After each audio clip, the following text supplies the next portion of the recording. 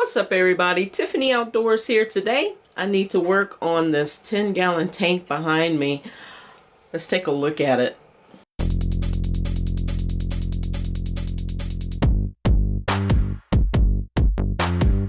There's the hawk. Before there was a Tiffany Outdoors, there was Tiffany the farmer. Follow U-turn when possible. No, we're not U-turning. Hi. Hi, what are you doing? Hi, Boo. What?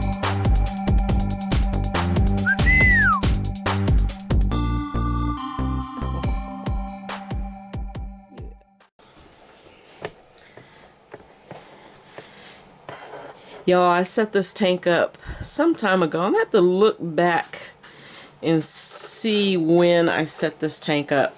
This tank actually is my favorite tank. Out of all of my fish tanks, this one is my favorite.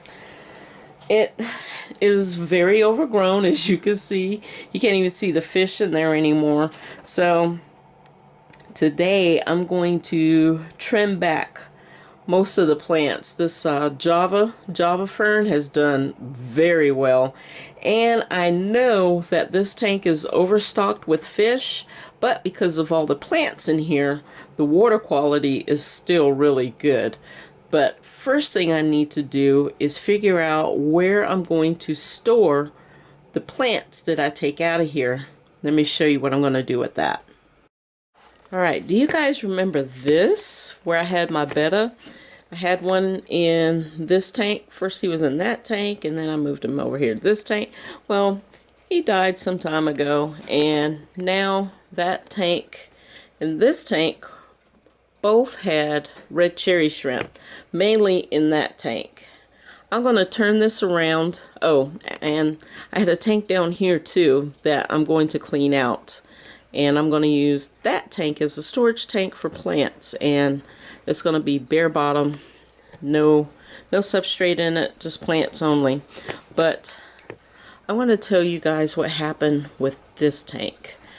And in the meantime, I'm going to head outside and we're going to clean that tank that was down there. Alright, let me turn this thing around and let's talk. Y'all, it's so windy out here. I may have to go back inside to talk about this, but that dark tank had my red cherry shrimp in it, and I put in too much of something. It was totally my fault, and I was being a little bit lazy about it. What is it called? It's like a calcium. It's called Mineral Junkie. So I was rushing. I was running late for work. So I took off the top of the Mineral Junkie. Usually I sprinkle some in with my hand, like 5 or 6 pieces for the amount of shrimp that were in there. And I just put some in and accidentally poured in too much. Way too much. I was like, ugh, it'll be fine. It was not fine, because like 5 days later, it poisoned the tank. The shrimp were dying by the tens.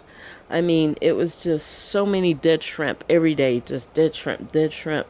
And I couldn't figure it out. And then I smelled the water. It smelled very sulfury and very strong. And I figured out it was that Mineral Junkie I had. There was just too much in there. There must have been like 50 pieces of Mineral Junkie in there. It was too much for that tank. And what I had to do was get some fresh water, get my my shrimp net, and just start scooping them out, rinsing them off, and putting them in the tank next to that tank. And I saved quite a few shrimp, quite a few. They're already starting to rebound. They're already breeding and everything, but that other tank has just been dark and sitting there. So I'm also going to clean that one out. Maybe not today, but that one's going to be cleaned out and rescaped. Yeah, I'm going to totally clean that out and rescape it. Get a new filter and everything for that one. But first I need to clean this other one for plant storage. So let me go grab it and get to work. This is the before This tank was overtaken with string algae, and I just shut it down and stopped using it. But all of this deposits here, I need to get all that off. First thing I'm gonna do is dump this out and then go get some water, and then I'll use my scraper there and get to work.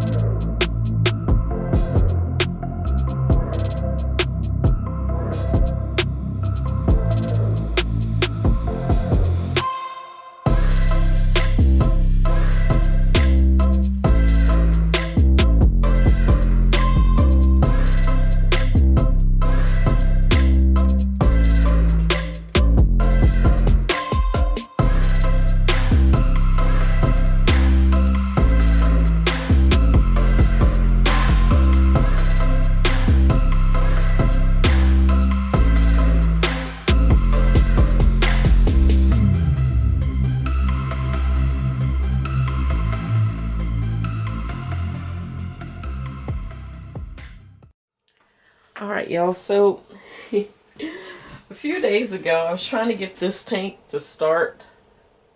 I had unplugged the filter, and for some reason when I tried to plug it back in, nothing. And I tried it one more time just now to see if it works, and now it's working again. But I did go out and buy another filter exactly like this one, and it is the Aqueon Quiet Flow. And I usually over filter my tanks, at least this one. That's for a 20-gallon aquarium. This is only a 10-gallon, but I think that's why this water is just always so clear. It looks so good. But right now I'm going to bring you guys in close. The plants are all grown out of control. I need to trim everything back and neaten this up some, and take some of the fish that are in here and put them in the 5-gallon. I think I'm going to take two fish out of here and put them in the 5-gallon that's going to just have nothing but plants. There's one poking out right there. Let me bring you guys in close. There's one right there. So all the fish in here are, they are the, what are they? The Mickey Mouse Platies. And there's 2 Pristilla Tetras in here, which I kind of want to take all of the platies out of here and fill this up. Well, not fill this up, but get more of the Pristilla Tetras. I really like those. These little platies, I tell you what, they are multiplying in here so fast. And I don't know how many are in here, but there's quite a few. But you can see this tank is just packed with plants. There's a top view. I mean, it's just like grown so tall and then coming over. So I'm going to trim these back, a lot of these back. This here, I'm going to take some and put them in my 20-gallon tank with those fish because they like eating greens. They really love plants. So why not give them some to eat? So that's what I'm going to do with some of that. And then some are going in the little 5-gallon tank. Alright, let me go ahead and start trimming. Alright, I'm just simply gonna pick this up like this and just trim it. Trim it like that. This stuff is so thick it's hard to tell top from the bottom. And when it gets thick like this, it's hard for it to keep flourishing because then the light can't get to the bottom. So trimming it back to keep it healthy is a must. And in the beginning, when I first planted this and when I was trimming these back, You take your trimmings and replant them. And that's how you get nice thick growth. Buenos Aires tetras love these things because I've tried planting these in that tank and they ate them. So they're going to enjoy these. Alright, to keep those from drying out, what I'm going to do is cover it with a paper towel and wet the paper towel just to keep those wet. I don't want those to dry out before I get a chance to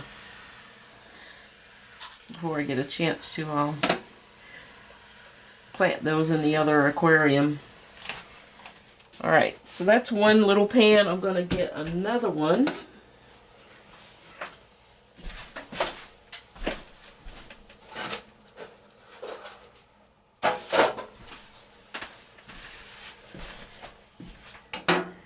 And that one's going to be for the Java fern. And Java fern is an epiphyte plant. So epiphyte plants, you don't bury what's called the rhizome, so you don't bury the roots. These you just wedge them in somewhere, wherever you want them to grow. That's a nice long section there. This stuff is super healthy. Super healthy.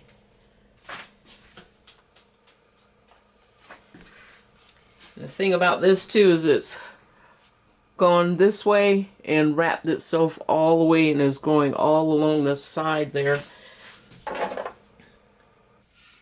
Alright, I'm going to trim up along the other side, and after I finish that up, I'll come back to you. I've scraped the front glass. Now I'm going to take this fishnet and swoop it around and get all the loose bits that are floating around on the top.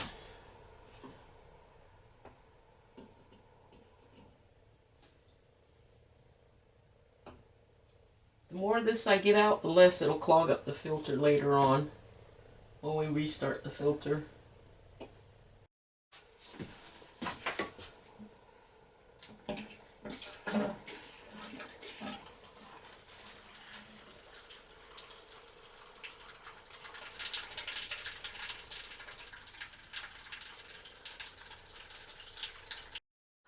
Look at that. That water there is excellent for fertilizing your plants. So if you have house plants, this is perfect fertilizer for them. And that's exactly where a lot of that is going to go.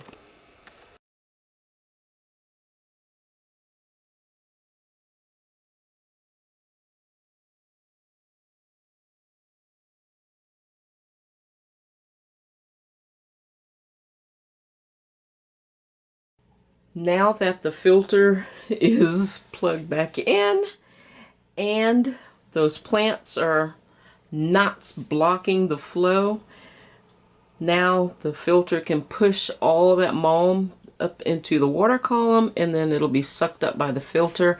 I'll have to rinse this out several times to get it back to being clearer.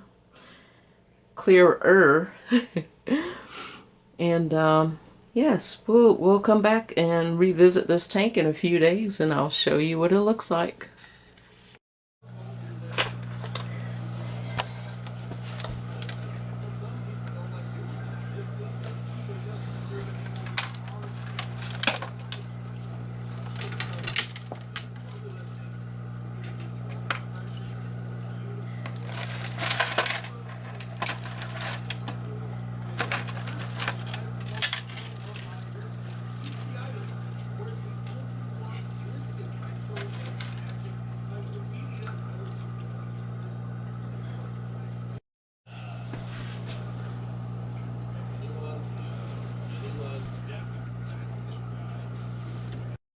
Alright, so the next thing I'm going to do is take some of this black water and I'm going to use my turkey baster here and I'm going to inoculate this tank with some of the bacteria. I did add some bacteria when I set this up, but having bacteria from a mature tank is really going to help the nitrogen cycle for this tank.